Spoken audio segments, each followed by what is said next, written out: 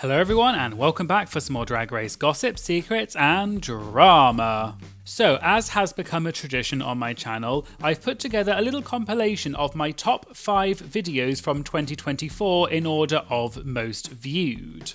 Thank you so much to everyone who has supported me. I so appreciate all of your views, your comments, everything. The fact that I can do this for a living and you all are there supporting me really does mean more than you ever know. And I hope you have a wonderful Christmas and a happy new year. Enjoy!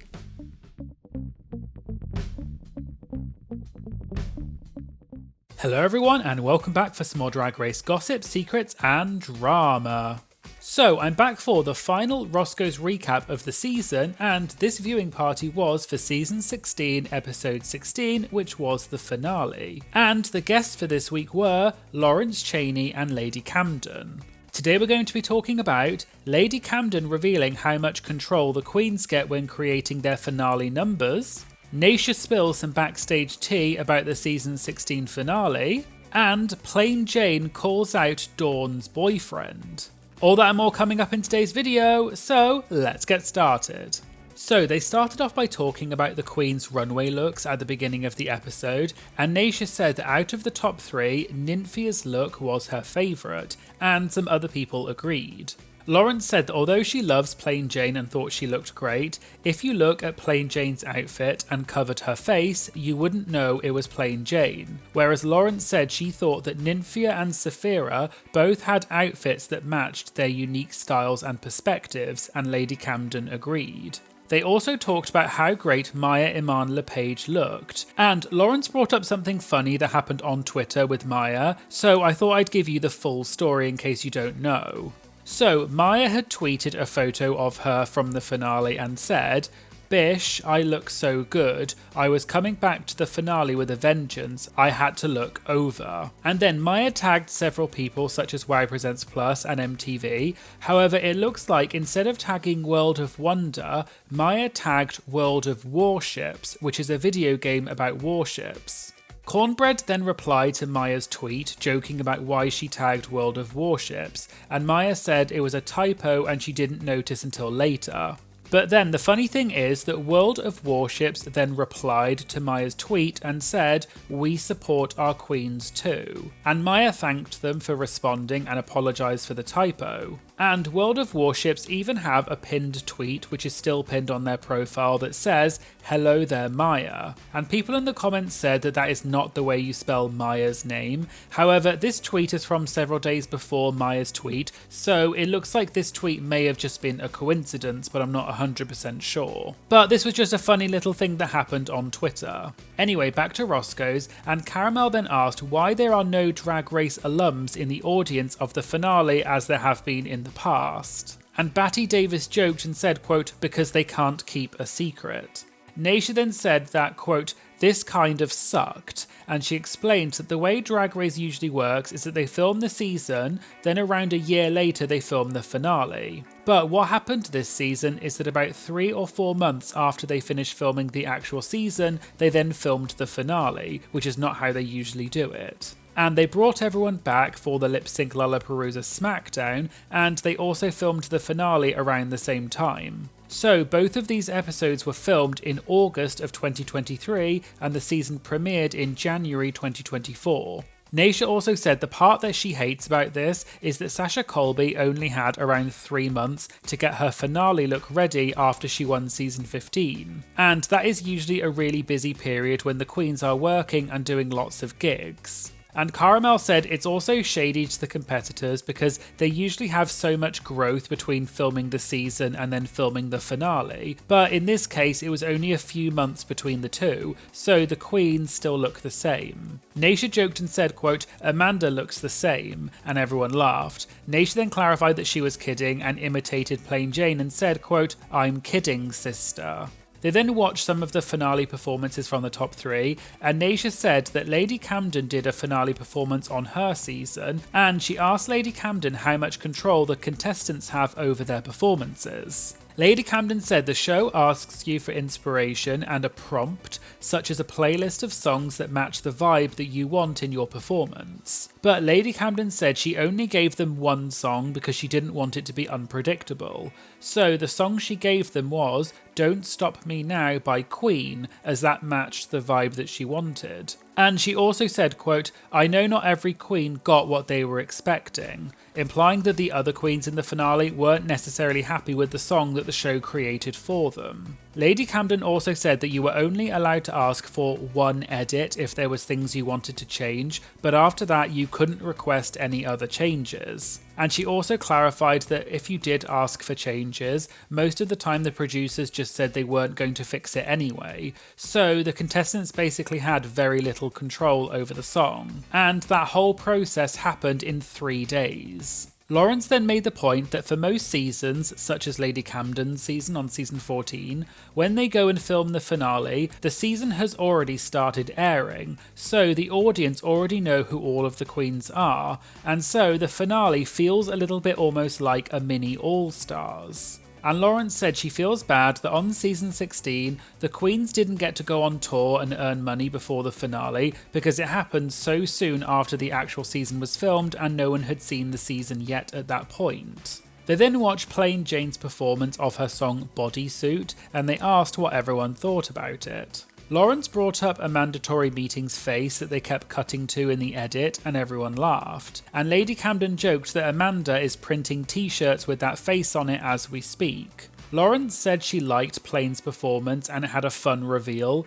but she said that Plain, quote, sucked when it came to giving her speech as to why she should win. And Lawrence said it felt like Plain didn't believe that she would win, and the others agreed. Naysha said that in every other situation on Drag Race, you should try and make RuPaul laugh, but in this situation at the finale, you need to be serious and explain why you think you should win, whereas Plain was just trying to be funny. Lady Camden agreed and said that this is your moment and you need to go for it, and said that Plain's felt like a, quote, missed opportunity, and the others agreed. Naysha also suggested that perhaps Plain felt like she wasn't going to win for whatever reason, so perhaps she decided to just have fun with it instead. Also, something interesting I saw on Twitter is that Plain Jane tweeted about her finale number and shared a voice note clip of her singing a rough draft of her song Bodysuit. You were my bodysuit. And the tweet said, anyways, Bodysuit 8 and no one gave me bleep. I decided on the concept myself after some brainstorming and sent in a demo they could use as inspiration. And I thought this was interesting because that sort of aligns with what Lady Camden said about what happened on season 14, but it seems that Plain is saying that she had more of a hand in coming up with her song. They then watched Saphira's finale performance, and most of them agreed that Saphira had the best performance of the top 3, but Nymphia had the best look. They then talked about Miss Congeniality and who they think should win, and Naysha said she thinks it should be Saphira because she was the one who helped people out the most. But Lady Camden asked if you're allowed to vote for people in the finale to be Miss Congeniality, but she wasn't sure if that was the case for this season. And Caramel said that from what they heard from the guests at Roscoe's, Tsunami Muse and Morphine Love Dion were the ones who, quote, held it all together on the season, so they would be the likely candidates to win Miss Congeniality. Naysha also said that Morphine is friends with everyone from the cast, and so she thinks it might be Morphine that wins. And Lady Camden said she thinks that is who the cast is most likely to vote for. They then got to the moment when Plain Jane got told that she was not making it to the top 2, and they asked if anyone was surprised, and everyone at Roscoe said no. But Caramel said it was interesting that Plain got $25,000, and Lawrence joked and said, quote, must be nice, and everyone laughed, and this is because on Lawrence's season of Drag Race UK, there was no cash prize. Cara also said that Anitra didn't get anything last season as the runner-up, which is weird, and Lady Camden joked and put her hand over her face as if she felt guilty because she won $50,000 as the runner-up on season 14, and Batty joked and said that the show owed Anitra some money.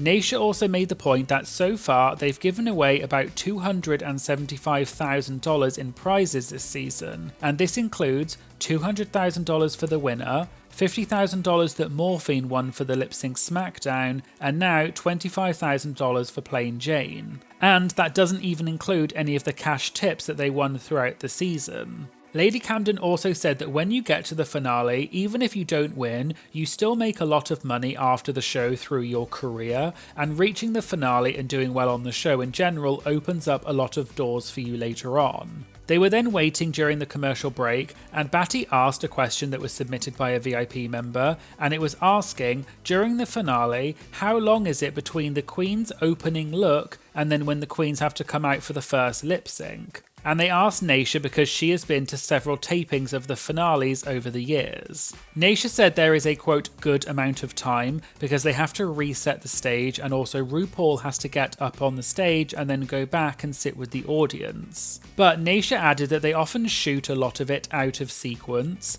and so when RuPaul is up on stage, they'll film several bits while RuPaul is still on stage, even if it doesn't appear in that sequence in the episode. And they will also film audience reactions when they tell the audience to pretend that they just saw something really sickening, and they make everyone pretend that they're reacting to it, even though nothing is actually happening on stage. And they also do these sorts of things while the queens are changing or getting ready between takes. Caramel then brought up that Drag Race Live Untucked recently started streaming, which shows the backstage moments from the Drag Race Las Vegas show, and Lawrence is on the show. Lawrence said it's a really fun show, and she brought up a funny moment from the show when Coco Montrese said she hates the colour blue and green and doesn't want to wear it in the show because it doesn't suit her, and it was a really funny moment that went viral online.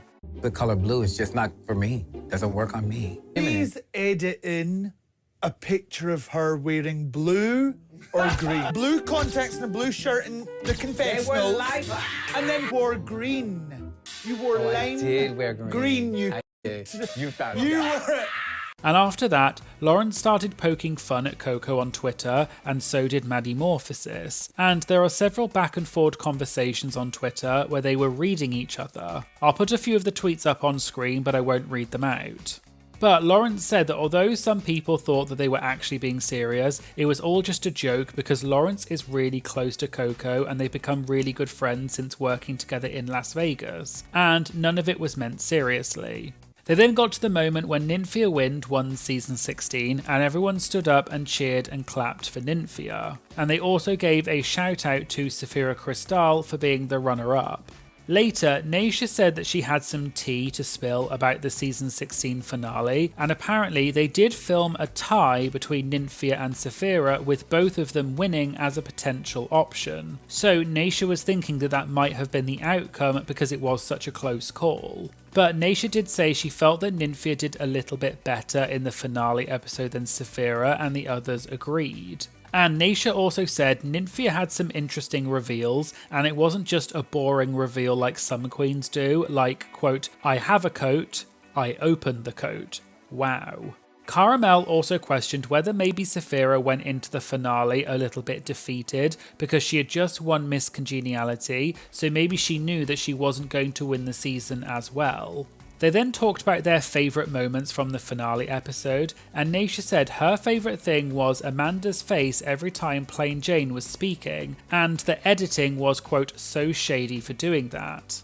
And just in case you're interested, Amanda did talk about this more on social media after the episode aired, and Amanda said that people were telling her that she looked, quote, bitter in the finale, but Amanda said that everyone who doesn't make it to the end is bitter. Someone then asked why Amanda had been cheering for Plain Jane at some points in the episode, but then she also looked annoyed at Plain Jane at other points in the episode. And Amanda said, it was a fun number, just because I don't like someone doesn't mean I can't clap when they do a good job. Someone else then asked what Amanda was thinking when she made that face during the finale, and Amanda said it was when Plain Jane's mum told Rue how Plain had overcome bullying, and Amanda said, quote, love the irony. A Twitter user then criticised Amanda's response and said that it was disrespectful to Plain's mother to react like that. And Amanda replied saying, I did not say anything rude about that lady. She told Rue her kid got bullied, and hearing that after all the bleep she said to me and about me, I was simply gagged. Hurt people, y'all be safe. The Twitter user then replied and said that Amanda's bullying on the show is not the same type of bullying that a child gets. And Amanda replied again saying, "You do not know the extent of our communication nor the amount of time we spent on set together.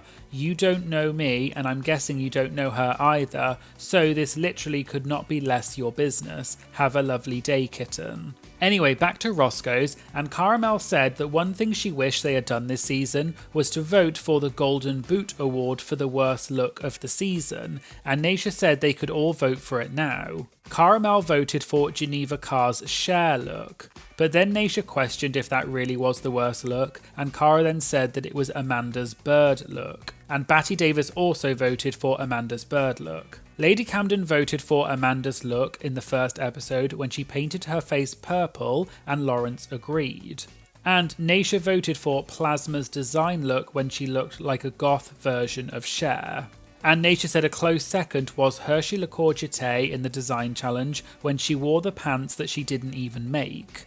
They then moved on to the Q&A, and someone asked if Lady Camden ever auditioned for Drag Race UK, and Lady Camden said she did audition for one of the UK seasons, and it was either season 2 or season 3, but she doesn't remember. And then she auditioned for the US version twice and then got accepted on the third audition. Lady Camden also said they used to make the contestants upload their audition tapes on Vimeo, and you were able to see how many times the video had been viewed. And if it got viewed several times, it meant that it was a good sign that you were going to be cast on the season. But now they've changed and they make the contestants use Dropbox instead, so you can't see how many times the video has been viewed. But Lady Camden said that no one from the show ever contacts you unless you get on the show. Naisha said that some franchises do have people that play different roles, and Naisha said that one of the contestants from All Stars 8 was asked to be on UK vs the World, but then the US franchise found out and said that they wanted that queen for All Stars 8 instead, so they told UK vs the World that they'd have to find a different contestant. And Naisha said she wouldn't reveal which contestant it was, but then Naisha asked if anyone had any chewing gum or candy, and she emphasised the word candy, which implied that she was talking about Candy Muse. An audience member then said that some fans were happy that season 16 was a shady season, and that some of the more recent seasons were too nice and there was no drama, and they asked what they thought about this. Lady Camden said that everyone has something different that they want to get out of their Drag Race experience, but she said it's, quote, more of a risk for queens to go on the show now, because if the queens are shady on the show, they get a lot of hate and backlash online, which is why the queens are less shady now than they used to be. Lawrence agreed and said that people have criticised Q and Plain for how they were on this season, but they should be commended because it made the season interesting. And Naisha said that Mistress Isabel Brooks on season 15 brought back being shady and she did it really well.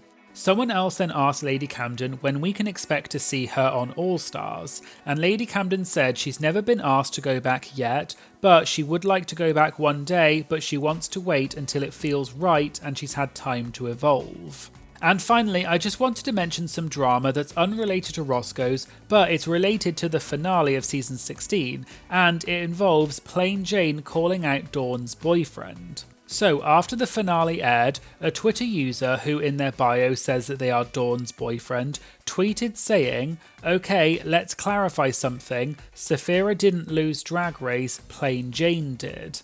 They also retweeted a photo someone else tweeted which said, "Season 16 boyfriends combined powers last night."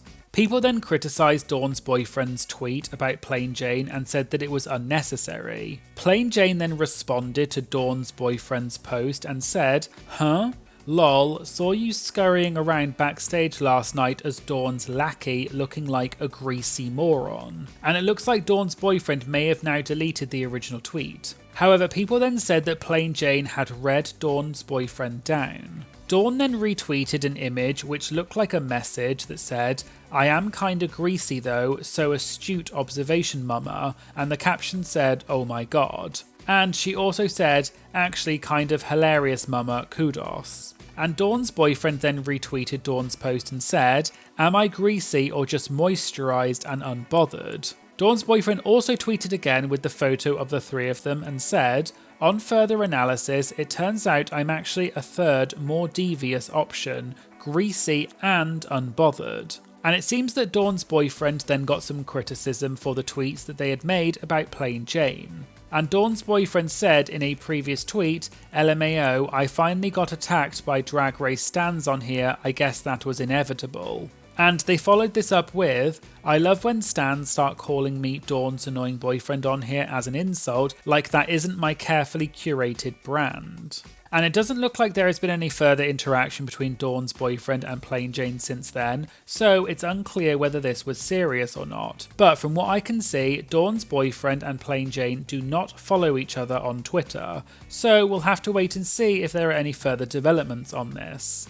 So there you go, there was the last Roscoe's recap for this season, which was season 16, episode 16, which was the finale.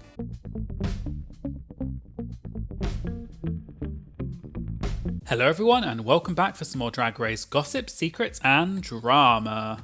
So I'm back for another Roscoe's recap, and this viewing party was for season 16 episode 4, and the guests this week were a mandatory meeting and Mirage. So today we're going to be talking about why Mirage was shocked about her elimination and she didn't have an exit line, whether Mirage thinks that her being put in the bottom was rigged by production, and a mandatory meeting reveals her true feelings about Plain Jane. All that and more coming up in today's video, so let's get started. So, host Naisha Lopez started off by asking Amanda to clear up a meme that was going around about her. So, these photos were shared and they were apparently of Amanda when she was in college, and people online couldn't believe that these photos really were of Amanda, and Naisha asked if that was really her. Amanda joked and said that the photos were of her dead twin brother, but then she said, quote, yeah, that's me girl. Amanda went on to explain that those photos were from her college senior showcase musical theatre reel, which was a different lifetime ago. And just as some extra information that happened after Roscoe's, I saw on Twitter yesterday that Amanda came out as trans in an interview with Entertainment Weekly. And Amanda said in the interview that she got divorced because her ex-spouse wasn't supportive of her gender journey, and when they filmed season 16, it was only about 5 months after her divorce, so she was still in her healing process at the time. Amanda also said she's not really interested in people who want to hook up with her based on what she used to look like, and since transitioning she feels much more confident in her own skin. And I'm sure I speak for everyone when I say congratulations to Amanda. Back to Roscoe's, and host Batty Davis then brought up the Rater Queen twist that happened at the beginning of the season and asked how the queens felt about it. Mirage said she rated the queens from her premiere group as the first 7 because she's loyal and she knew all of them, and even though Nymphia in her opinion did the best in the ball, she put her 8th because she wanted to prioritise the queens from her premiere. And Amanda said the reason she put Q number 1 instead of Nymphia is because Q helped Amanda finish her outfit for the ball. Host Caramel then asked if they were surprised when they found out how people voted in the Rater Queen, and it's implied that they were referring to Plain Jane, who flipped the voting on its head and put the top queen at the bottom and vice versa. And Amanda put on a high-pitched voice and said, quote, you know, I think everyone probably voted the way that they would be expected to, and everyone laughed. Naisha then asked if they would have changed any of their votes for the Rater Queen after having watched the episode, and Mirage said she probably would have done what Plain Jane did and put herself first, but she was trying to be, quote, nice and congenial, so she didn't. They then talked about the moment in this episode when the queens were picking their roles for the RDR Live, and Amanda said it was incredibly, quote, loud and intense. And Mirage said it was actually much more tense than what they showed in the episode, and she was gagged that they didn't show it all. And the reason why Mirage was so quiet during that is because, quote, there was a lot of personalities in the room and I'm not the bulldozer type. Naisha then mentioned the tension that there had been between Amanda and Plain Jane in the episode before and asked whether any of that had trickled over into this episode. And Amanda said yes, and when they were picking roles, she originally was looking at the skit with the 2 bimbos who owned the deck company. And then when Plain Jane said that she was going to do it, Amanda then switched and decided to be a news anchor instead. And then Amanda added, quote, we were not talking to each other. They then moved on to the part in the episode with the walkthrough with RuPaul, and Naysha mentioned that Saphira Crystal had kind of thrown Mirage under the bus by saying to Ru that Mirage didn't originally want the role of host. Mirage joked and said that she felt, quote, very attacked, which is of course a reference to Laganja Estranja during Untucked on season 6. But Mirage said that she knew that Saphira was going to do that, and she thinks that Saphira did it deliberately because she's a very smart competitor. But Mirage added that they're fine now and there are no hard feelings. But she said that Saphira is just very honest and sometimes it comes across a certain way. But then both Mirage and Amanda said that the entire cast are just very honest and are not afraid to express their opinions. Naysha then asked about the talent show from episode 1 and asked Amanda how she came up with her Where's My Kitty song. Amanda explained that she used to be married and she and her ex-husband had a cat, but they got divorced and her husband kept the cat and she misses the cat all the time. And then one time Amanda was sitting in her apartment, quote, stoned out of my mind, and she took a shower and said, quote, where's my kitty? And she recorded her saying it, clipped it into 60 seconds, and then that became the track for the talent show. Caramel then asked them who were their favourites from the talent show from the second premiere group, and they both said Nymphia and Plasma. And then Caramel asked if they agreed with Plain Jane winning, and Mirage said no and laughed. And Mirage then said, quote, I'm kidding, no, she played the game, you can't hate her for that I guess. You can hate her for a couple other things, but for that, I'm going to give her credit, she did that, she won. They then moved on to the RDR live performance, and Naysha said that they also did this on All Stars 8, which Naysha was on. And Naysha said that on All Stars 8, they didn't tell the queens until right before the taping that there would be a teleprompter. And this affected the queens picking roles, because the queens thought that they would have to memorise all the lines, but in fact, some of them didn't because there was a teleprompter. And Naysha said that she heard that on season 16, the queens found out straight away that there was a teleprompter and asked if that was true. But Mirage and Amanda said that they couldn't remember when they found out. Naysha then said that in the challenge, they said that they would do it in one take, but on All Stars 8, there were a couple of queens who did it more than once, and she asked if it was the same on season 16. And Mirage and Amanda both paused, and it looked like they were going to reply at the same time, and Mirage said yes, and then Amanda said that she didn't know. And Mirage looked shocked and everyone laughed because Mirage clearly thought that Amanda was also going to say yes, but she didn't. But Amanda said that she didn't get to watch any of the other groups, but her group did only do it in one take, and Mirage did not give any more details about her answer.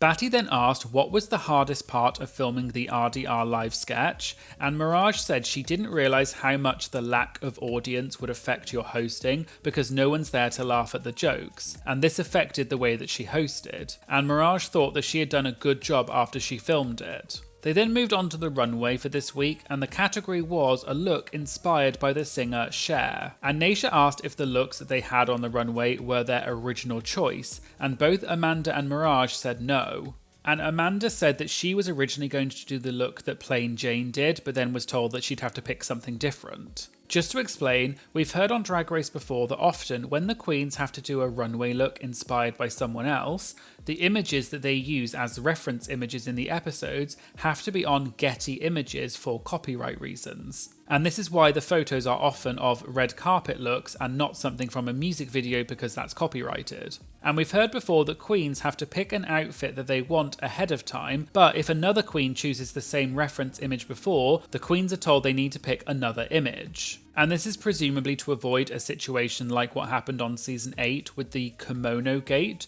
when several queens wore a kimono for the Madonna runway. Anyway, Mirage said that she found a reference image for her outfit that she did wear and decided to pick it because she felt like she could easily make that outfit herself. And she confirmed that she did make the outfit herself, and Anitra from season 15, who is Mirage's drag sister, helped Mirage to stone the outfit. They then talked about the critique that Mirage got for her runway look, that the hair was from the 60s but the outfit was from the 70s. And Naysha said, quote, every now and then they're really stupid about some bleep and they really try and find something stupid. And Mirage said that she had originally tried to do a flat wig like in the original image, but it made her look like Morticia Addams, which is why she decided to go with bangs instead. And Mirage said that when it comes to either historical accuracy or looking hot, she's going to choose looking hot. They then got to the moment in the episode when Mirage was eliminated, and everyone stood up and clapped and cheered for Mirage.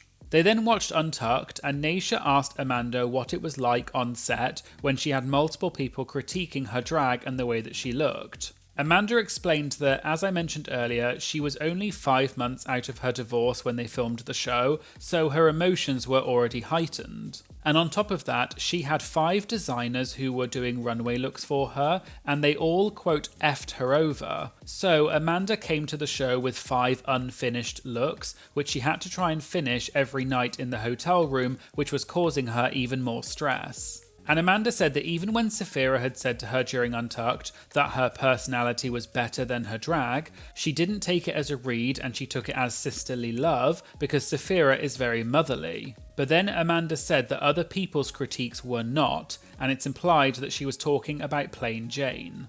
They also talked about the moment in Untucked when the previous feud between Amanda and Plain Jane was brought up again, and Naysha said that she can understand why Plain Jane apologised and then said that she didn't want to keep apologising, but she also felt like Amanda still wanted to let Plain Jane have it and talk about it again. And Amanda said she didn't care enough about Plain Jane in that moment to let her have it, and Amanda was just there for herself and she didn't care what Plain Jane thought about her. Naysha also asked whether the other queens were kind of instigating the situation and getting Amanda and Plain Jane to talk. And Mirage said no and said that she was surprised that they were still talking about it even though the argument had happened days earlier. And then Mirage joked and said, quote, "Okay girl, we know she's ugly, get over it." And everyone laughed, including Amanda. And Amanda said about Plain Jane, quote, "Damn, if you're going to call me ugly so much, just come over and help." And Batty made the observation that when Amanda first came into the workroom on the first episode, she was really excited and was fangirling over the other contestants, which probably made Amanda look vulnerable, and Amanda agreed. But Batty said that Amanda deserved to be there just as much as the other contestants, and everyone clapped for Amanda. Caramel then asked Amanda how she and Plain Jane are now. And Amanda put on a kind of businesswoman voice and said, quote, "Plain Jane is my co-worker and I treat Plain Jane with the respect that I would afford any co-worker." And everyone laughed. Naysha then asked Mirage about the moment in Untucked when Mirage said that she didn't know the words to the lip sync song and how she was feeling. And Mirage said she knew that she was going to be in the bottom 2 because when Maya Iman LePage had done her impression of Cher and it sounded more like Kermit the Frog, Mirage said that she had never heard RuPaul laugh that hard, and apparently they even cut some of it out, and Mirage said that RuPaul was, quote, cackling. Naysha then asked if the two of them had any regrets from the show and asked Mirage about not knowing the words to the song. And Mirage had said, quote, it could have been any other song, because Mirage learned all of the other lip syncs but apparently didn't know that particular song, which was Dark Lady by Cher. And Mirage said that she knows she's going to get read by everyone, but she had never heard of that song, and the only part that she knew was the bit from the chorus where it goes. Caramel then said that Naysha had previously brought up a good point, that on Drag Race, the mics are always on, even when they're backstage. And Caramel asked Amanda if she thought that because Mirage had said during Untucked that she didn't know the words to the song, does she think that that's why Mirage was put in the bottom? Amanda said that she couldn't speak to that, but when they were backstage and Mirage said to Amanda that she didn't know the words, Amanda apparently said, quote, "Girl, you're mic'd, shut the F up." And Mirage laughed and said that she kept forgetting that she was on TV and she was just having fun. Mirage also said that she did know the first 2 verses of the song, but for that part they showed Geneva, and then Mirage made a funny face, and Amanda said, quote, "sabotage," and everyone laughed. Naysha also said that at one point, Ross Matthews had quoted something back to one of the queens that they had said backstage, and Naysha said, quote, "You're not safe back there, and everything you say is noted." They then moved on to the Q&A, and someone asked Mirage if she would ever go back for an All-Stars. And Mirage said it definitely would not be a no, because she feels like she didn't do that well the first time and she'd like to go back to prove herself, but she wants to leave it for a while so she can grow and get more experience. An audience member then asked if Mirage regretted not having an exit line, because in the episode Mirage was crying and just walked off stage and didn't say an exit line. Mirage joked that she didn't prepare an exit line because she was not prepared to leave. But Mirage said that even if she had an exit line, she just wanted to get out of there because she was crying and, quote, it was so embarrassing because she hates crying. Mirage also said that she didn't realise that that would be the last time that you get to speak to the other queens, and when you walk off stage, that's the last time you see them, and Mirage said that she was, quote, gagged. But Mirage said, quote, that kind of hurt my feelings, I literally have to go back home and stew on this for a year. Another audience member then said that Amanda had been getting a lot of hate from Plain Jane over the episodes, but asked who on the cast was the most supportive of Amanda's growth. And Amanda said, quote, I would say everyone except for her, and everyone laughed. And Amanda said that it was a very supportive atmosphere whenever she and Plain Jane were far apart. And then finally, an audience member said that with Plain Jane's introduction into Drag Race, there has been a lot of talk about what qualifies as shade and what qualifies as mean, and they asked the queens what their thoughts were on this topic. Amanda said it's all about nuance, and in the moment when Plain Jane criticised her in Untucked, she and Plain Jane didn't have any kind of relationship, so it just came off mean rather than sisterly. And the situation and the delivery are also important. Mirage then said, quote, there has to be a joke. And Amanda said it's okay for something to be mean as long as it's funny. And Amanda also said, quote, just saying the meanest thing you can think of in that moment is not necessarily funny. Batty then said that she wanted to hear from one of the shadiest queens that she knows, and she looked over at Naysha, and then Naysha pretended to look over her shoulder as if she didn't know who Batty was talking about, and everyone laughed and cheered. Naysha then said it's really simple for her, and she said in her opinion it's all about timing, and Naysha said, quote, there's a time and place for everything. If Plain Jane would have said that at a different time, where the conversation was open to criticism, it would have been received differently. Naysha also said you need to know when it's okay to throw shade and when we're being serious. And when Plain Jane said what she said, it was not the right time and it came across as, quote, hateful. So there you go, there was my Roscoe's recap for Season 16, Episode 4.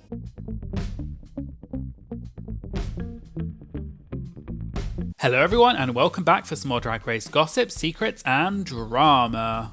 So I'm back for another Roscoe's recap, and this viewing party was for Season 16, Episode 15, and the guest this week was Candy Muse. Today we're going to be talking about the lip sync gag that Megami was told she was not allowed to do, why Candy Muse will never go back on Drag Race, and Candy also reveals some backstage tea about All Stars 8 and why she regrets going on the season. All that and more coming up in today's video, so let's get started. So they started by talking about the first lip sync in this week's episode, which was the lip sync Lollapalooza SmackDown for the eliminated queens. And the lip sync was between Dawn and a mandatory meeting. Candy said, quote, it started off a little rough, I ain't gonna lie, but then Candy said that Amanda did give, quote, sexy kitten and puss eventually. Candy also said she appreciated that they did almost the full song for the lip sync, which Candy thinks is good, but then Candy said that some of her lip syncs that she did on Drag Race had been cut up and edited weirdly. Carmel then asked if the queens performed the full song in the lip sync, and Candy said you do perform the full song, which is usually about 3 minutes. And then Naysha said that they then edit it down in post-production in the episode to be shorter, but they do actually perform the full song. Candy then said, quote, it's edited for whoever they want to stay, and everyone laughed, and Candy then said, quote, I'm only saying that because it happened to me, production's favourite. Naysha then brought up that one of the lip sync songs in this episode was Milkshake by Khalees, and Naysha asked Candy if there was a story behind this for Candy for this song. And if you've been watching my Roscoe's recaps for a while, you may remember that Naysha had talked about this during All Stars 8, but this time she was asking Candy directly about it. Candy at first joked and pretended she had no idea what Naysha was talking about, and Naysha prompted her a bit. Candy then revealed that on All Stars 8, the final lip sync song between her and Jimbo was originally going to be Do You Wanna Funk, but then on the morning of the finale lip sync, production said that they wanted to switch the song to Milkshake. Candy then said that she, quote, threw a tantrum and said, quote, "You think you're slick, you're going to give milkshake to the bee with the titty bibs." And it's implied that she was saying that production were trying to favour Jimbo by giving her milkshake because that song aligns more with Jimbo's style. Candy then said that she walked off set and told them to, quote, "call my mother" to come and pick her up. And she also said that she refused to be in the finale if they used that song. And she also told production to bring back Jessica Wilde, who had been eliminated the episode before, because Candy said she wouldn't do it. Candy also said her favourite part was that when this was all happening,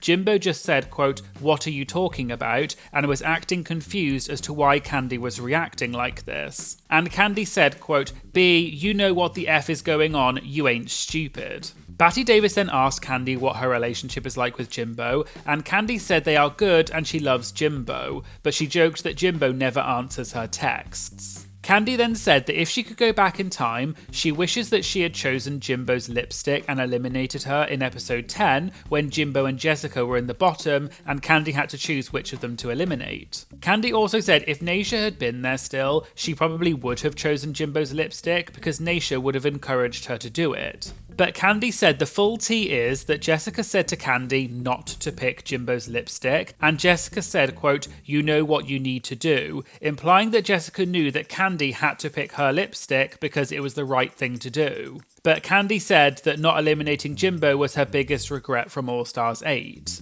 They then got to the moment when Mirage had to pick who she wanted to go up against in the lip sync smackdown, and they were discussing who Mirage should pick. Candy said that she would pick Plasma because, quote, "Plasma looked effing crazy in that lip sync she did last time," which was referring to when Plasma lip synced against Maya Iman LePage to the TikTok version of Bloody Mary, and everyone laughed. Later on, Caramel then asked Candy how she felt about them giving away $50,000 to the winner of the lip sync smackdown, and Candy said that it was, quote, "bull bleep," and everyone laughed. Candy then said that the, quote, "effed up part is that on All Stars 8, everyone won money except for Candy, because Jimbo won the grand prize, Lala Ree won the fame games, and then all the other queens were playing mini games in the workroom and won prize money, and the only person who didn't get any money was Candy." And Cara asked if Candy got anything as the runner-up of the season, and Candy said she got nothing. Candy also said that she competed on season 13 and was the runner-up and also got nothing, but then she said that on season 14, the runner-up got $50,000. And Candy joked that World of Wonder, quote, "has a vendetta against me." Candy then said it's good that the queens get paid because Drag Race is expensive, and Candy revealed for All Stars 8 she spent around $40,000 on her runway outfits. They then watched Mirage's lip sync, and they asked Candy how she felt about it. And Candy said she liked it, and then there was a pause, and Candy said Mirage did the splits and a backbend, which is what Mirage knows how to do. Naysha then asked if Mirage has maybe shown all of her cards already, and Candy said that's exactly what she thought when she watched the lip sync, and she said, quote, "you went in, did your moves, what do you have for the next one, we're gonna see." And Cara said that they hadn't seen the heel clacking yet, but then the other people joked that they already saw Amanda do it in the first lip sync. Naysha then said it's hard learning so many lip sync songs, and production will often remove songs and add in new songs at the last minute. And Candy said that on season 13, production added a Whitney Houston song for the finale at the last minute, and they only had 2 days to learn it. And all of the top 4, which was Candy, Gottmik, Simone and Rosé, all agreed that they were not going to learn the song, and they went to production and said that they needed to change the song. But Candy said production said no and made them do the song anyway, so their plan did not work. But Candy said that they were the first season's top 4 who tried to do something like that. They then watched the 3-way lip sync between Plasma, Tsunami and Maya to the song Milkshake, and Candy said that Plasma looked, quote, "effing crazy," and everyone laughed. Candy then went on to say, quote, "oh, I am disgusted. I have never in my life seen such profanity on stage. The wig into an even uglier wig, the mannerisms. I think we should just end the show, we should all go home now, we need to evaluate what we all just watched. And everyone was laughing and Naisha said that Candy was, quote, so stupid. Candy then said that Plasma, quote, needs to be banned from Drag Race, I don't want to see her on All Stars. But Candy was laughing, so it was presumably just a joke. Naisha then said that the song was at a level 5, whereas Plasma was at a level 100, and they all said Plasma was going a bit too hard with the choreography. But Candy said that Plasma was, quote, getting her life, and Candy said, quote, girl, I live. They then talked about Megami and her various lip syncs in the episode, and they said that the queens thought that they were being strategic by picking Megami, but then Megami ended up by, quote, eating them up. And Candy said that the queens were basing their opinions of Megami's lip syncing talents based on one lip sync that she lost, but Megami proved them wrong. Naisha also said that regardless of who wins this SmackDown overall, Megami, quote, won this episode, period, and everyone cheered. Naisha also said that Megami was smart because she was matching her lip sync specifically to each song, and, quote, a backflip is a backflip in every song, it's exactly the same. But Megami was very smart and her performances were very different, and she had a gag for each of the 3 lip syncs. And on that note, Megami spilled some interesting backstage tea about this episode on an Instagram live video, which I was made aware of by one of my followers at Spacker1, who sent me a screen recording of Megami's Instagram live. In the Instagram live, Megami said she didn't plan on being in the finale, so she hadn't learnt all of the lyrics to the final song, which was Gonna Make You Sweat, Everybody Dance Now. Megami said she knew all of the girl parts in the song, but she didn't know the male rap part in the middle because she didn't think she would ever get to the finale. But that's why she had the idea for the hand puppet, just in case she was in the finale, and that would be a way for her to get around not knowing that part of the song. And that means that potentially what Maya had said in her confessional in the episode about Megami not knowing the words may have actually had some truth to it. Megami also revealed some backstage tea in the Instagram live about a reveal that she wanted to do, but production told her she wasn't allowed to. Megami explained that she brought several gags for the lip syncs, and production had told the queens that if they had a gag or a reveal, they needed to tell production so that they could be prepared to know where they had to be to capture it on camera. But one of the gags that Megami wanted to do was that she had printed out a headshot photo of RuPaul and she had cut out the mouth. And Megami planned to put the piece of paper over her face so that Megami's mouth was where RuPaul's cutout mouth was to make it look like RuPaul was lip syncing. But apparently production said that they weren't allowed to use that particular photo of RuPaul and told Megami that she was not allowed to do that reveal. And Megami said that she was annoyed because that would have been a really fun reveal.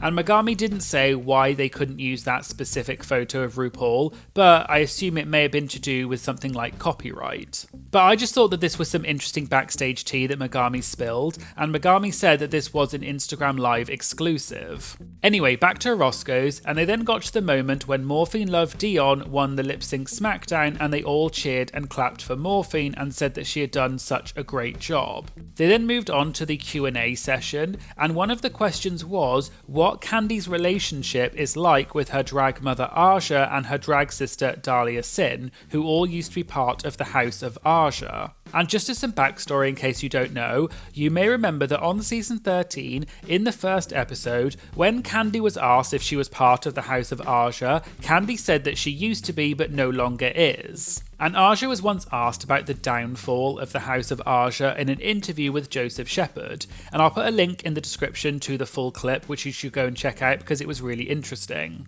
But in the interview, Aja basically said that she had used her platform when she had been on Drag Race to help boost Candy and Dahlia's careers before they got on Drag Race. But they had a falling out because Aja felt like the others, particularly Candy, wasn't being respectful to her, and they'd always had a complicated relationship. But Aja accepted that she was also partly responsible for the falling out as well. But back to Roscoe's, and Candy said that Aja is her drag mother, whereas Dahlia is her drag sister. And Candy said that she was, quote, a little bit shady on season 13 towards Aja, Aja, and people therefore thought that they didn't have a good relationship. But Candy added that like any friendship, you fall out sometimes, but then you make up. But Candy said that Aja is, quote, her biggest supporter, and Aja really helped Candy's career right from the start. Candy then said that she and Dahlia are good, but they don't keep up with each other as often as they used to, partly because they live in different places, but when they do see each other, they have a great time. Candy also added that she would love to see Dahlia and Aja back on Drag Race because she felt that they didn't get a great edit on the show.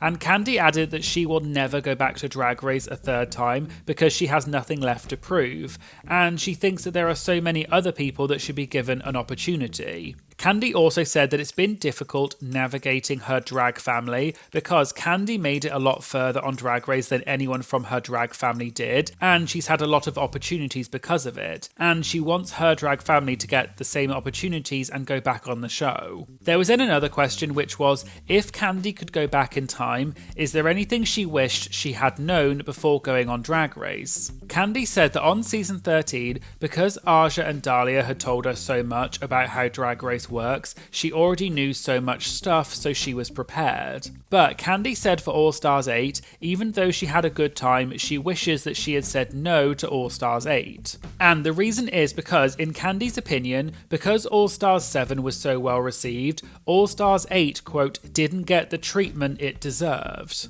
Candy also said that All Stars 8 didn't get the edit it deserved either, and they filmed a lot of arguments and drama, but a lot of it was cut from the show. And this does make sense because at the time when All Stars 8 was announced, Candy had said that she felt that All Stars 8 was going to be as dramatic as good as the earlier seasons of Drag Race, but then a lot of people said that it wasn't, and they questioned why Candy had said that. But it sounds like Candy is saying that they did have a lot of arguments and drama, but it just for some reason wasn't shown in the edit. However, Candy also said that she is forever indebted to Drag Race and it gave her her career, but she doesn't think that the cast of All Stars 8 got the treatment they deserved. Naysha also said that because All Stars 7 was such a beautiful season with no eliminations, it was really well received, so it was hard then going into All Stars 8, which did have eliminations. Naysha also said she thinks that there should not have been any eliminations on All Stars 8. And Candy added that the whole cast really thought that there would not be any eliminations on All Stars 8 because of what had happened on All Stars 7. And so when they got to set to film All Stars 8 and they found out there were eliminations, apparently they were all disappointed. One of the audience members then asked if they think the fan votes matter to the final outcome of the season, as in when the audience tweet whether they are hashtag Team Saphira, Nymphia, Plain Jane or whoever. Candy said in her experience she was runner-up twice and received less votes than the winner, so in her opinion the fan votes do potentially matter. Naysha then said she thinks it's a way for production to gauge how the audience would feel about a particular queen winning. And if the finale is between 3 queens and 2 of the queens get way more votes than the third queen, it's unlikely that that third queen is going to win because the fans would probably be upset about it. But they also said it depends on whether the finale is a lip sync for the win, because if it is, it doesn't really matter and only the lip sync matters. And she used the example of Sasha Velour versus Shea Coulee on season 9 because everyone thought that Shea was going to win the season because she had the most amount of wins, but then Sasha did the petal reveal in the lip sync and it changed everything. Another audience member then asked whether they prefer a top 3 or a top 4. Candy said for someone like Q, it must be really horrible to get that close to the finale and then be, quote, ripped away at the last minute. But Naysha then asked the audience whether they think that Q would have slayed in the top 4, and the audience shouted no, and they then told them not to be mean about Q. But Naysha said that that's what she was also thinking, and that's probably what production was thinking as well. And so that's potentially why they eliminated Q, because they thought it was unlikely that she was going to win the show anyway, and everyone gasped a bit and laughed. But Naysha said she loves Q, and Candy joked and said that Naysha's thoughts do not represent the thoughts of everyone at Roscoe's, and everyone laughed. And finally, an audience member said that both Naysha and Candy are not just passive-aggressive, but aggressive-aggressive on social media. And they asked if they both still find themselves picking every little fight that people drop at their doorstep,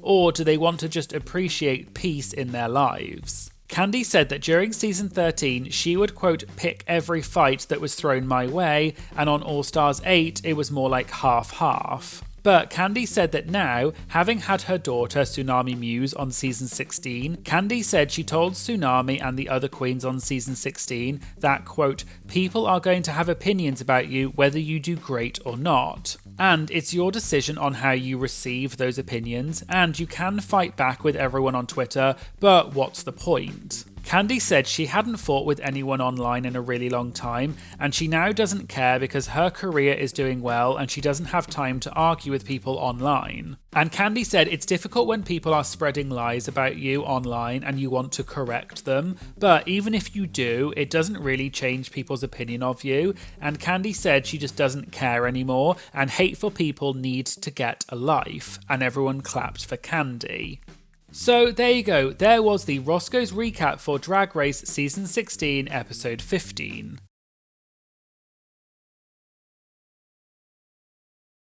Hello everyone and welcome back for some more Drag Race gossip, secrets and drama. So, long-time viewers of my channel may remember that back in 2022, I did a video called 12 RuPaul's Drag Race Queens Who Can't Stand Each Other. And you all seemed to like it, so I thought it was about time that I did a part 2 of this video. So, today we're going to be talking about 6 more Drag Race queens who can't stand each other or have had some kind of beef in the past. All that and more coming up in today's video, so let's get started. Pheromone and Trinity the Tuck.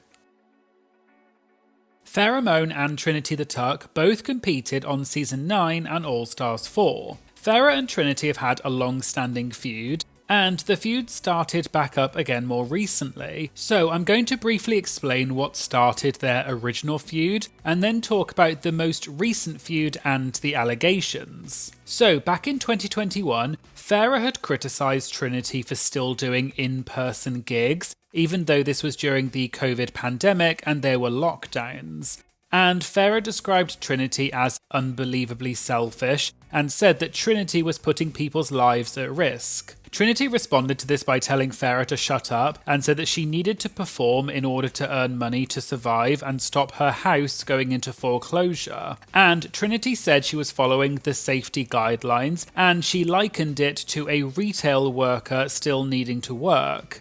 But Farrah said it wasn't the same thing and that a drag queen is not an essential worker like retail workers. And there was a lot of back and forth between the two, and eventually Farrah tweeted saying Trinity had blocked her. And as I said, this all happened back in 2021, and not much else happened between the two of them for a few years. However, 3 years later, in June 2024, the drama seemed to start back up again when Trinity appeared as a guest on the Sibling Rivalry podcast with Monet Exchange. Trinity asked Monet which Drag Race queens she hated. Monet mentioned that she had previously had a beef with Tamisha Iman, but they had squashed it, and she also doesn't like the Vixen and the feeling was mutual. Trinity then said, quote, I used to love Pheromone until she started all this drama during COVID for no reason. Trinity went on to say that Farrah tried to get her fans to attack Trinity because she had done a brunch show during COVID, even though it was outside and was limited to 50 people and Trinity wore a mask. So she said it was within the law. Trinity then said that Farrah was hanging out with people during that time without a mask and implied that Farrah was being hypocritical.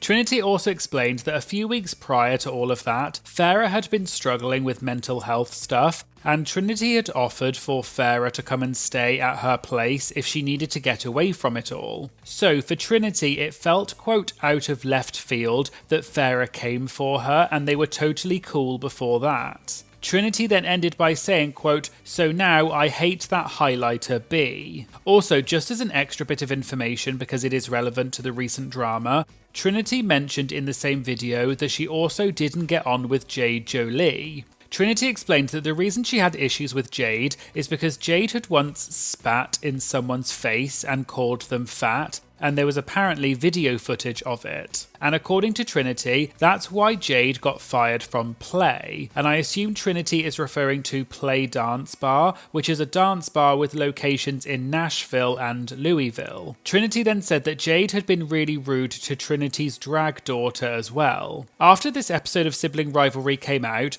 Trinity's comments got a lot of traction on social media, and this then seemed to spark the drama back up again between Farrah and Trinity. And thank you to one of my Twitter followers, Haru, who sent me a message about this drama. The next day, Farrah responded to Trinity's comments and posted on X/Twitter saying, "Hi Twitter, since a certain trailer trash demon can't stop bringing me up in whatever platforms people are still giving her for some reason, when I've done nothing but stay in my own lane, I would like to tell you all a little story." Farrah then posted a series of posts with several accusations against Trinity, so I'll go through them now. Farrah explained that one summer, she was dating a trans man and they went to dinner with Trinity, and although she didn't specify when this happened, from the timeline it's assumed that this must have been sometime pre-COVID. At that dinner, Trinity apparently didn't realise that Farrah's date was trans, and Trinity allegedly said, "Can y'all believe there are men with vaginas?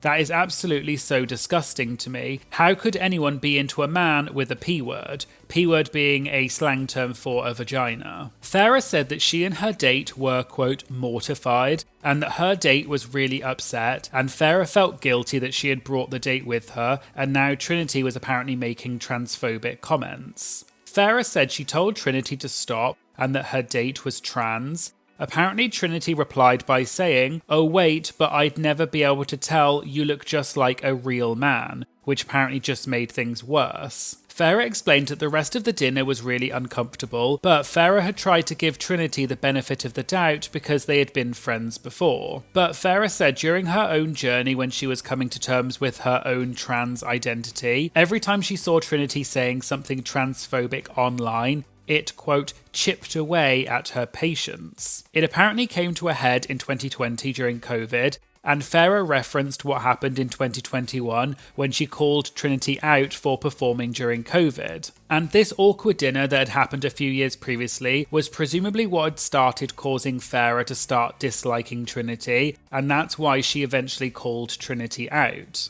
Farrah ended by saying that Trinity had never made amends for any of this and had blocked her. Farrah also said that she is convinced that Trinity really was she-devil by night. If you don't know what that is, I did do a video about it which I'll link to below, but basically, ages ago there was a Reddit account called She-Devil by Night that had posted a lot of problematic stuff, and a lot of people rumoured that Trinity was the owner of that account. Anyway, back to the recent drama, and Farrah said, quote, "She is quite literally an awful person, an awful role model, but hey, she's great at drag." Farrah later said in a subsequent post that Trinity never invited Farrah to come and stay with her.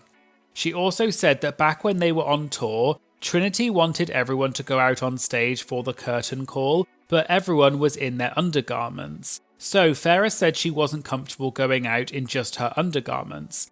And apparently Trinity, quote, got mad and screamed at me. In the meantime, Jade Jolie also got involved in this, because as I mentioned earlier, Jade was also one of the people Trinity had said she had a problem with. Jade started by posting saying, "I hope Pheromone is having a great day," which Farrah responded to by saying, oh my god, I love you." Jade then seemingly addressed the accusation that Trinity had made about spitting in someone's face. Jade said that she hasn't always made the best decisions, but she's learned from them, and, quote, "I will not be bullied from someone I have beyond below zero respect for." There was then another series of posts where Jade said that she really wanted to, quote, slap the F out of Trinity. And she also said she was sick of Trinity's nasty energy and that she looked like a, quote, chicken foot. Jade also clarified that the reason she and Trinity had issues is actually because Jade had called out Trinity's drag daughter, called Chantel Sparkles, for being racist.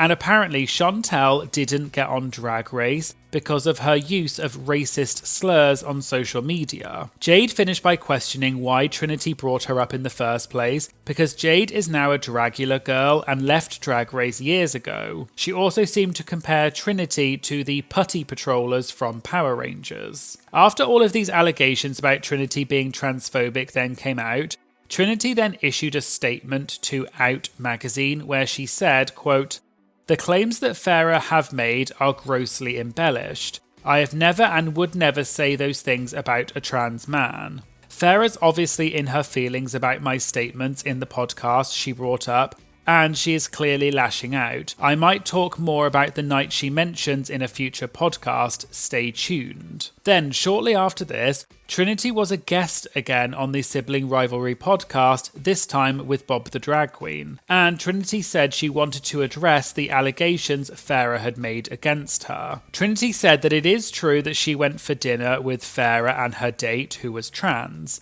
And she mentioned the transphobic comments that Farrah alleged that Trinity had made about how she can't believe some men have a vagina. Trinity said that she did not say that, and even though Trinity is from Alabama, even she knew about trans people and would never have made a comment like that. Trinity then explained that what Farrah failed to mention is that dinner, Trinity also had 2 of her friends there as well, so there were 5 of them in total. And Farrah must not be remembering things correctly, because Farrah never mentioned this, and Farrah had also denied that Trinity ever offered her to come and stay at her place. But Trinity said she definitely did offer that, and they were in contact a lot because Farrah had been going through a tough time, and Farrah's therapist had also been murdered, which was a very sad thing. But in terms of the transphobic comments, Trinity said she contacted her 2 friends that were there that night and asked them if Trinity had ever said that because she doesn't remember saying that. Apparently, one of Trinity's friends said that they were actually the one who said the comment, not Trinity. However, they clarified that what Farrah said was not totally accurate, and what actually happened was that Farrah's date was an adult film star, and they were discussing that lifestyle. And Farrah had said that she had previously been with trans men. And in response to that, Trinity's friend said, quote, "I could never do that. I've never been with a P word," or in other words, a vagina. Bob said that that was still a bit problematic, and Trinity said she can't speak to that part of it, but she said that those words never came out of her mouth, it was her friend who said that. And Trinity said that Farrah shouldn't have tried to put that on Trinity, and Trinity can't be responsible for what her friends say. Bob then said, quote, "Memories are faulty, and that people don't always remember things the way they actually happened." Trinity then ended by saying that this is the problem with the fanbase because it's a, quote, "mob mentality," and people just believe what other people say, and they start then attacking the queens, even though they don't know the full story. And Trinity said she doesn't really care for Farrah, but she doesn't wish her any ill will and doesn't want anyone to be hateful to her. And since then, it doesn't look like Farrah or Trinity have addressed the situation any further, so it's unclear what is true and what isn't true, so we'll have to wait and see if any further developments ever come out about this. Bob the Drag Queen and Sharon Needles. Bob the Drag Queen competed on Season 8 of Drag Race and was the winner. Sharon Needles competed on Season 4 of Drag Race and was also the winner. Over the years, Sharon has become quite a controversial queen for things such as racism, alleged abusive behaviour with an underage fan, and other problematic behaviour. I did do a video a while ago about all of the controversies about Sharon Needles, so make sure you check that out if you haven't already, and I'll put a link in the description. Several Drag Race queens have made accusations against Sharon over the years, and Bob is one of them. A YouTube channel called Bob the Drag Queen Videos made a compilation video a few years ago about many of the times Bob has spoken about Sharon. And for example, on the Sibling Rivalry podcast in 2018, Bob said that it is, quote, "no secret that Sharon uses the N-word a lot, and has also signed fans' autographs with the N-word. Bob also said that she has been cool with Sharon in the past, but she doesn't agree with what Sharon does.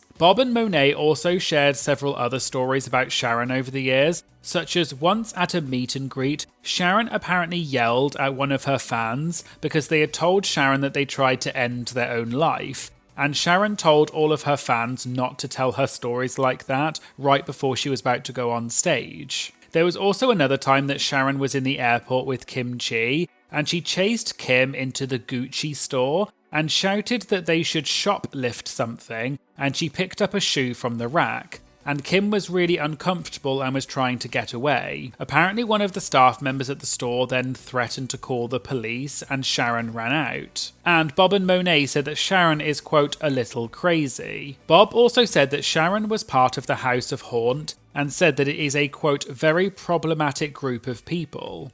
And one of the rumours is that one of the members of the house burned down someone's house because they were feuding. And apparently they got blacklisted from events, and Sharon has been boycotted and is not allowed to be booked in several cities because of her behaviour. Bob later said in a 2022 Sibling Rivalry live Patreon exclusive video that she kind of hates that she had previously rooted for Sharon, and it, quote, grosses her out. And Bob and Monet have been quite open about them disagreeing with Sharon and her behaviour over the years.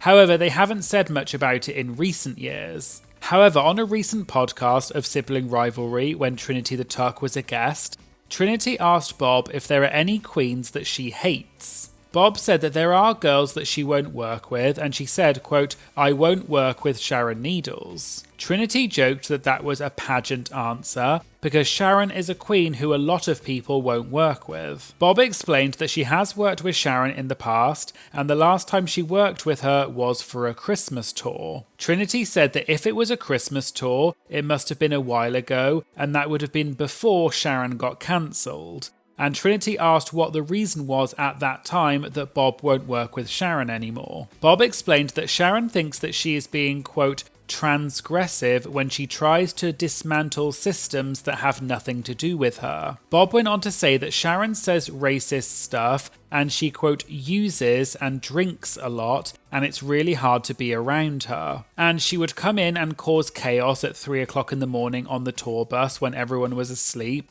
And then she'd wake up and want to physically fight people. And Bob ended by saying that it was, quote, insane and rough. Bob doesn't seem to have said any more about Sharon since then, but it seems pretty clear that Bob won't work with Sharon and has called out a lot of her problematic behaviour in the past and also recently.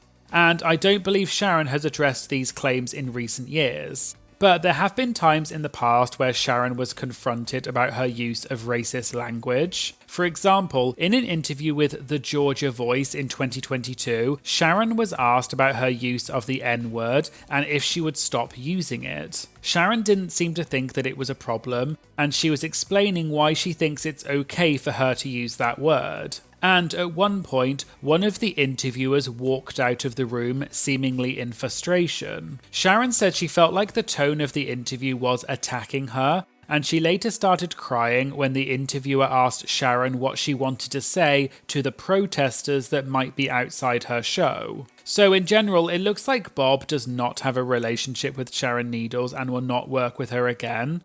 And Bob does not appear to be following Sharon on Instagram, but Sharon is following Bob.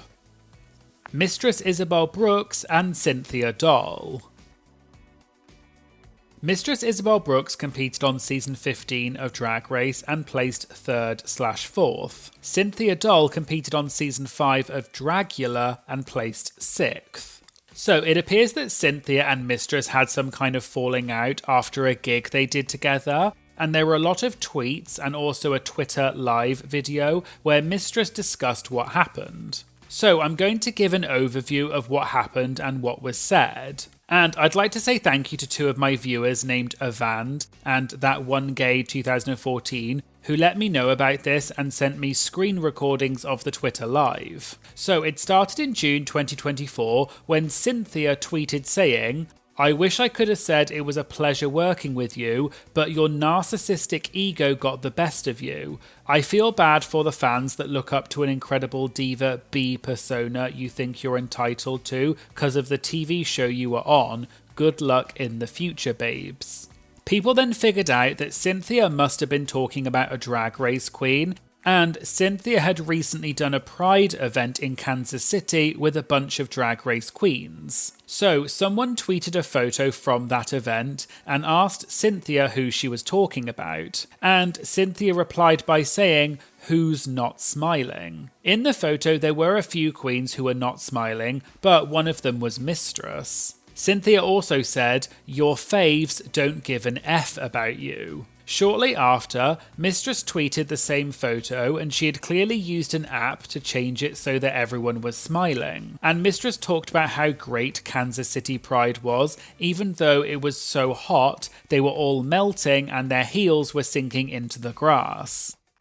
Cynthia retweeted Mistress's edited photo and said, "Someone has a guilty conscience." There were then a few comments on Cynthia's post saying that she was clout chasing and she should just talk to Mistress directly. But Cynthia said that she was just calling out bad behaviour and that she was blocked. Mistress also posted a screenshot of a text message she got from a promoter saying how good it was working with her at the Kansas City Pride event. Mistress then later went live on Twitter Spaces and talked about this whole story, and there were several other queens who joined the live, such as Vanessa Vanjie, Candy Muse, Got Mick and Denali, among others. The live went on for over 30 minutes, but I'm just going to go through the main points that they said. So Mistress explained that at these big events, such as Pride events with hundreds of people, there are always going to be technical and logistical issues, and it's understandable, and you just have to make it work. What happened was that it was really hot outside, and Mistress was with a few other drag race queens, such as Denali and Bibi Sahara Benet, and they were all getting ready in one trailer because it had air conditioning, and Cynthia was not in that trailer. One of the staff members from the event then came in and said that the queens weren't allowed to be in that trailer because it was Adore Delano's private trailer and she was the headliner, and that trailer was just for Adore because it was in her contract. And Adore hadn't arrived yet because her set was later in the day. The queens thought that the staff member was joking at first and they laughed because they were all halfway through getting ready and were half dressed. But the staff member said they were being serious and told the queens they had to get out of the trailer. Mistress said that Trinity K. Bonet, who was also there and is, quote, known for having a bad attitude, started going off about having to move. And Mistress understood why, but she and Bibi didn't want to make a big deal and ruin the event, so they just got on with it. The queens were told they would need to get ready in a different space, which was air-conditioned, but they had to walk there, and they had to walk past the crowds of people at the event, and the queens were all in half drag. So Mistress said she was really annoyed because it looked unprofessional, but she wasn't letting her frustrations show. They then got to the new tent where the queens would be getting ready, and it was a big circus tent which had a fan on the ground, which was their version of air conditioning. Cynthia was already in the tent, and Mistress said she didn't know who Cynthia was because she doesn't watch Dragula, and Cynthia, quote, spooked her the F out, but Mistress said she still went over and said hi to Cynthia. It was apparently really hot inside the tent, and Mistress's heels were sinking into the grass, and everyone's drag was all over the floor. Trinity was apparently complaining, saying it was unfair that Adore got her own trailer, and although Mistress agreed with her, she said that it was in Adore's contract, so it wasn't Adore's fault. All of the queens apparently were annoyed that this had all happened, but they were not acting like divas and they were just trying to get on with it. Then, after the show, the queens had to do a meet and greet, and so they were standing in a tent, and Cynthia was one of the queens in the group. It was apparently really hot, and they were all sweating and not wearing shoes because they were sinking into the grass. And apparently the meet and greet hadn't started yet, because the organisers weren't sure what to do. So Mistress said she turned to one of the organisers and said they needed to get started right away because her makeup was melting off her face and she only had about 20 minutes before it all came off. So they hurried it up and got through the meet and greet. Mistress then addressed the claims that Cynthia had made that Mistress was a diva and wasn't entertaining people. Mistress said she doesn't know what Cynthia was talking about and said that she did say hello to everyone who came in for the meet and greet and was nice to them. Cynthia had apparently also said that Mistress only talked to the fans that were good looking, and Mistress said of course she's going to pay attention to hot men. Mistress then said about Cynthia, quote, "I think this bee was just mad because no one was at the meet and greet for her, and that all of the Rue girls were nice to her and didn't treat her any differently." Mistress then said that regardless of whether you're a local queen or a drag race queen, they're all professionals. And what annoyed Mistress is that all drag performers know that backstage is a private space for you to complain about stuff and it should remain private. And so for Cynthia to then bring up publicly what Mistress had said was wrong, and Mistress called Cynthia a, quote, lame ass effing bee. Mistress also said she had messaged Cynthia privately, but Cynthia didn't respond, even though she was liking everyone's tweets about the situation, and that's why Mistress made the joke about it. Mistress accused Cynthia of making a, quote, clout-chasing tweet. The next day, Cynthia was on Instagram Live and was asked about what her thoughts were about what everyone had said in the Twitter Live. Cynthia said she had a 2-day rule where if something still bothers you 2 days later, you should say something about it, which is why she tweeted about the situation. But Cynthia said she broke her own rule of protecting your peace, and that's on her, and it is what it is. But she finished by saying, quote, "Why would I want to insert myself in a snake pit full of vipers that are ready to strike?" And so it seems quite obvious that Mistress and Cynthia do not get on, and they appear to have blocked each other on social media. But neither one of them seem to have talked more about the situation since then. So there you go, there were 6 more Drag Race queens who can't stand each other.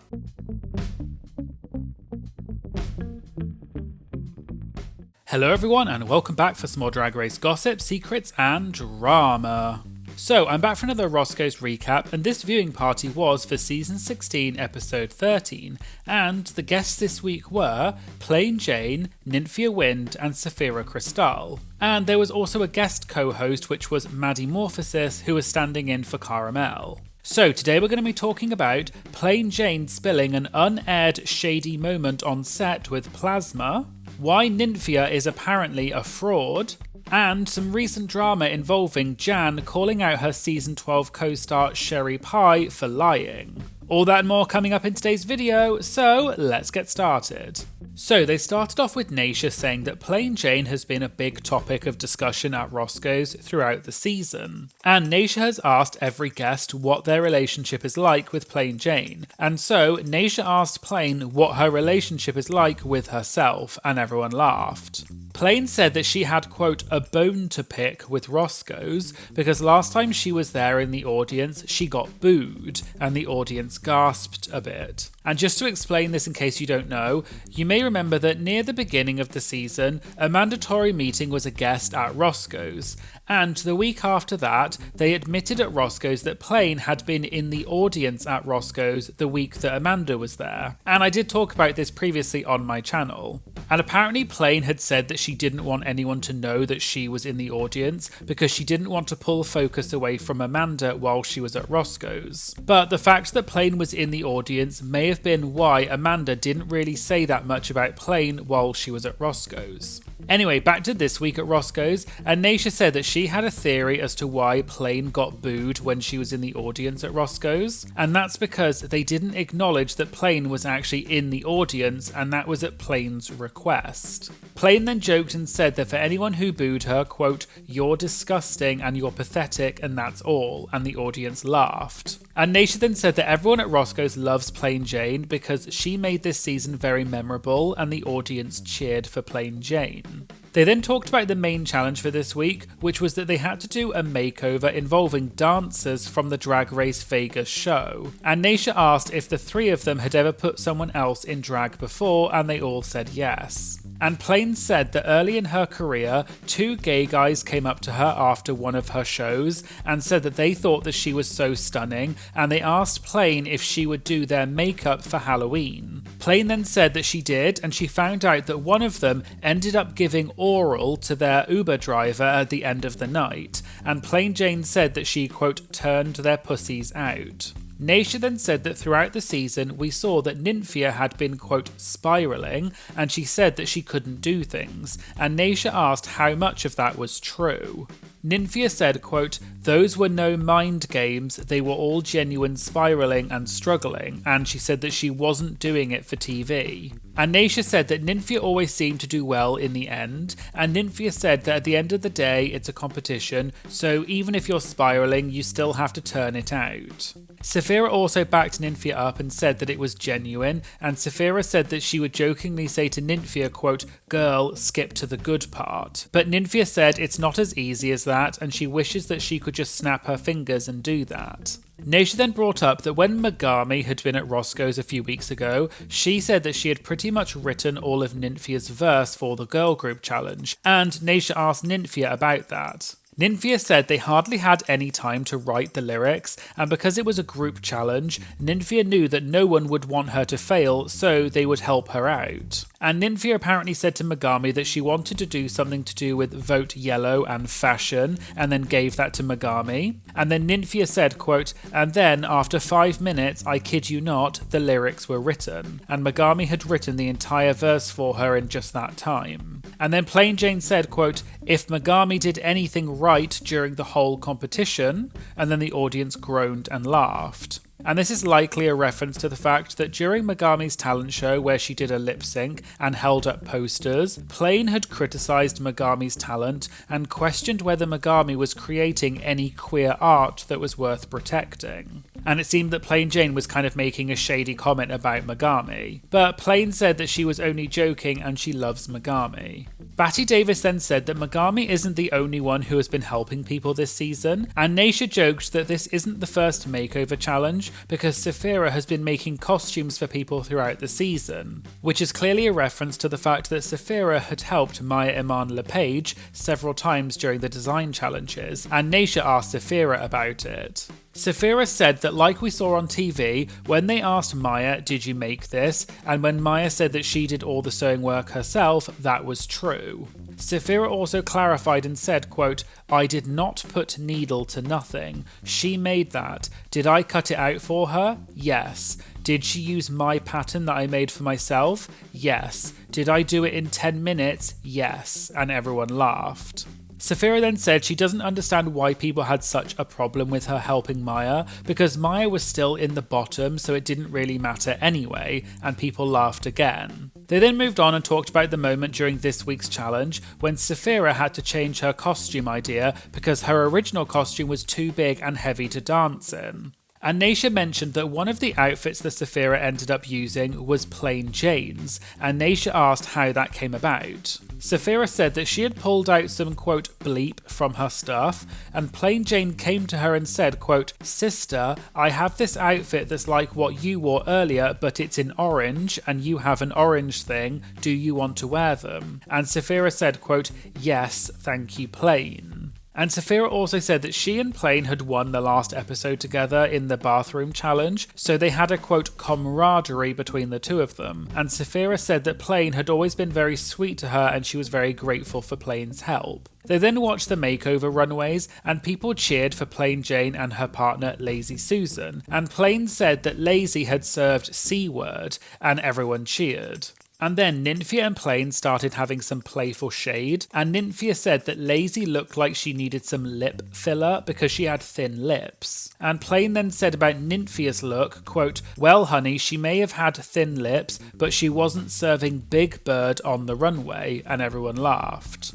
Nymphia then said at least she had a concept, and Plain said that Nymphia loves a concept. And Nymphia then just started saying random shady words like, quote, pretty drag, boring mini dress, bodysuit, wear my yellow, and the audience laughed and Batty said, quote, get her Jade. Then Plain asked Nymphia how many challenge wins she had, and Nymphia said it doesn't matter, and everyone just laughed. They then talked about the moment when the queens had to do a dance on the main stage with their partners, and Maddie asked what the other queens thought when they watched Q and her partner doing the dance, because Q's dance was arguably quite simple compared to the others. Saphira said for her it was interesting because she knew what she and her partner were doing, but when she saw Q and her partner dancing, Saphira joked and said, quote, "We could have just done that," and everyone gasped and started laughing. Saphira also said that she and her partner probably had the most complex routine out of everyone, and Plain asked if Saphira choreographed it herself or did her partner do it.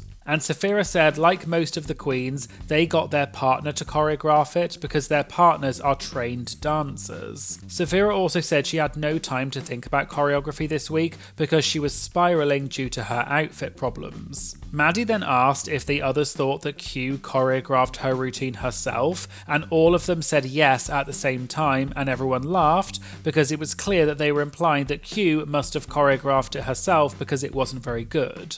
And Naisha then said, in defense of Q, Q knows that she's not that good of a dancer, and at least she didn't try to dance. They then talked about the judges' critiques this week, and in particular when T.S. Madison said that she had seen Nymphia wear yellow the last times that she was there. And Nymphia said, quote, "You know what, I'm just gonna wear yellow, F it," and everyone laughed. Nymphia then said, quote, "I haven't worn yellow for a lot of the challenges, and T.S. Madison did see me wear red, and she forgot." And the audience gasped a bit and laughed. And this topic has come up quite a lot online about Nymphia wearing yellow, and in fact, T.S. Madison did tweet about her critique in this episode after the episode aired, because she had received some hate due to what she said about Nymphia. And people pointed out that Nymphia hasn't worn yellow that many times in her runways, and that T.S. Madison was there when Nymphia had worn this red outfit. So what T.S. Madison had said about Nymphia wearing yellow was not true. After the episode, T.S. Madison tweeted and said that although you may not have liked her critique, that's okay,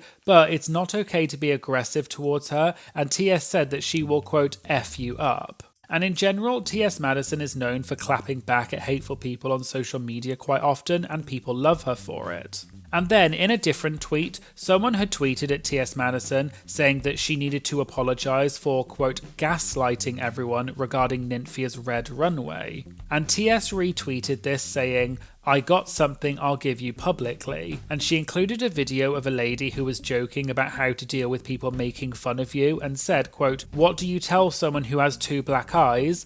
Nothing, because you already told them." And then in another tweet, someone tweeted a video of a girl seemingly being attacked by a crowd, and the girl was fighting back. And someone said that this was T.S. Madison versus the toxic Drag Race fans. And T.S. retweeted this and said, very much exactly what that PSA meant yesterday, which was referring to her tweet that I showed earlier. And multiple queens came to T.S.'s defense, such as Nikki Doll, who said that that tweet took a turn like opening a window during a storm. Anyway, back to Roscoe's for this week, and Naisha said that no one did a bad job in the challenge, and they were all just nitpicking. But Plain then made a face, and Naisha then asked Plain who she thought did a bad job. And Plain had previously said that she didn't like Q's makeup, and she had also praised Morphine, Saphira and Nymphia, so it was obvious that she was talking about Q. And Plain stood up and said, "Let's ask the audience," and asked the audience who they thought did a bad job, and the audience member said, "No one,"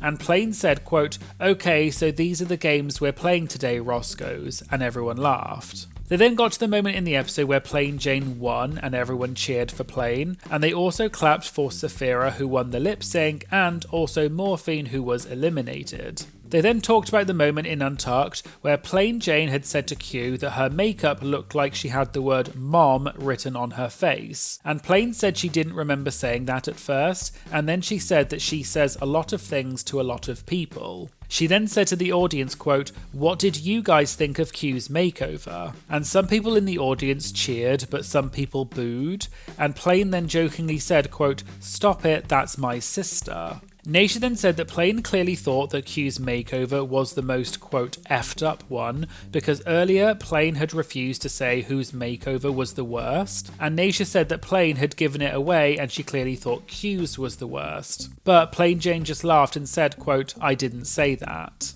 Nasia then asked Plain whether she went into this season with a plan that she was going to be a quote shady bee, and whether it was on her mind and she was playing a game. Plain then said that her personality is not a game, and everyone laughed. And Plain also said that she is who she is, and she wanted to stay true to who she is, and she just wanted to be real, and that included being shady sometimes, but also being emotionally vulnerable at other times. They then asked Nymphia why she likes bananas so much, and Nymphia said because she loves yellow, but also because bananas are such a popular fruit and most people like them, except Saphira because she's actually allergic to them. But then Plain said, quote, "You know what's a better question? Do you actually like bananas or are you a fraud?" And everyone laughed. And Nymphia said, quote, "I must confess," and then she said that she doesn't really buy bananas very much because they turn ripe too quickly and she doesn't like them when they're too ripe. And everyone joked that Nymphia should have just lied and said that she loves bananas. They then moved on to the audience Q&A, and someone asked Plain whether there was an argument that happened that didn't get shown in the episodes.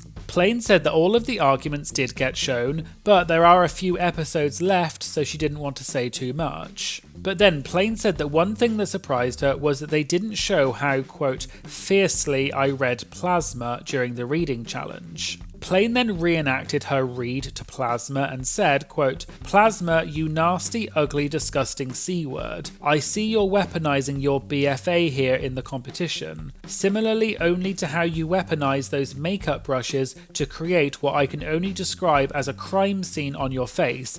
Ugly, ugly, ugly." And then Plain pretended to spit on the floor and everyone laughed. Nasia then asked what RuPaul's reaction was to that, and Plain said that RuPaul was, quote, truly getting her life. And Plain said that RuPaul loves that type of stuff, and RuPaul is a drag queen's drag queen, and she loves the shade. Maddie then said that while they're talking about things being cut from the show, when Maddie was on the show, in the episode when RuPaul said that Maddie Morphosis needed more oomph, RuPaul kept saying it and making funny noises, and then eventually said that she had had a coffee enema. Maddie said that that moment went on for much longer in person than it did in the edit that was shown on TV, and Maddie asked if something similar happened when Plain Jane told RuPaul her makeover partner's name was Lazy Susan, and RuPaul laughed for ages. Plain said she doesn't know why RuPaul laughed so much, but maybe she just loves a good drag name. But Plain said that RuPaul, quote, outright almost peed her pants. And the laughing apparently went on for a solid 2 minutes, and it was a lot longer than what was shown in the episode. Another audience member then asked Plain about the moment from a few episodes ago when Q told Plain that she was HIV positive, and after that, Plain said, quote, "Mama, kudos for saying that, for spilling." And this has since become a really popular meme online, and the audience member said that Plain clearly meant it genuinely, but was she surprised that this has become such a big meme? Plain said it really surprised her, and in fact she was talking to one of the editors of the show, and the editor also questioned why this meme had become a thing. Plain then said that when she saw that back on TV, she didn't think that much of it, and she questioned, quote, "Am I really that interesting? Am I that artistic?" Plain also said that when she said that, she did mean it really genuinely, and she often doesn't know what to say in certain situations. And she also said that gay slang has become so ingrained in our vernacular, and Plain joked that she thinks that her response is an appropriate way to respond to anything. There was then a funny moment when someone asked about any bad looks from the season and who should win the Golden Boot Award, and Plain said that she thinks an underrated Golden Boot was Morphine's 80s look. And Nymphia asked Plain if she remembered what she had said about that look, and Nymphia said that Plain had said that it looked like, quote, a shiny dumpling. People then laughed and Plain paused and said, quote, "Nymphia, we're not in Taiwan, we're in the States. It's very easy to get cancelled here. Just keep that in mind, sister, before you spill all my tea." And everyone laughed. Someone then asked about the packing of the outfits and the suitcase situation on Drag Race because Saphira had packed such large outfits such as her flower look. Saphira then said that she was going to make a video about packing for Drag Race, which you can purchase, so she's not going to talk about it. But Nasia pointed out that Dawn had said last week at Roscoe's that Saphira had packed in a really smart way, where things were detachable or inflatable, so everything was flat packed. The audience member also asked how many suitcases you're allowed to bring to Drag Race, but Saphira said she couldn't say because she doesn't want to break her NDA. However, Naisha said that for All Stars 8, you were allowed to bring 5 suitcases, but apparently Candy Muse complained to the show and said that some queens are bigger than other queens, so their outfits weigh more, and so it's not fair that they have the same suitcase limit. So, according to Naisha, the show said that they would only pay for 5 suitcases, but if a queen wanted to bring more than 5 suitcases, they could, but they would have to pay for the additional suitcases themselves. Another audience member then said that Plain had said earlier at the viewing party that she thought that Morphine did a good job in the makeover and she shouldn't have been in the bottom. And they asked who Plain thought should have been in the bottom instead of Morphine. And the audience gasped and laughed a bit because it was obvious that Plain thought that Q should be in the bottom, but Plain hadn't said that. So Plain then gave a very jokey and deliberately long-winded answer, and Plain kept saying all of these compliments and how much this person is her sister and how much she loves her, and then the answer went on for several minutes. And then eventually Plain said that she thought Q should have been in the bottom instead, and everyone laughed. And Plain then also said in a jokey way that she doesn't think that Q's makeover partner wanted to be dressed as, quote, a gay mime, and it wasn't the best makeover style. And finally, there's some drama this week that is unrelated to season 16, but I thought it'd be interesting to include it, and it involved Jan calling out her season 12 co-star Sherry Pie. So you may remember that Sherry Pie competed on season 12, but was disqualified from the show shortly before it started airing because some allegations of abuse and manipulation had come to light, which Sherry later admitted were true. I won't go through the full allegations, but the main allegation was that Sherry had pretended to be a casting agent and had emailed actors and asked them to submit audition tapes for fake roles. But Sherry had allegedly asked the actors to do some very weird and invasive things in the audition tapes.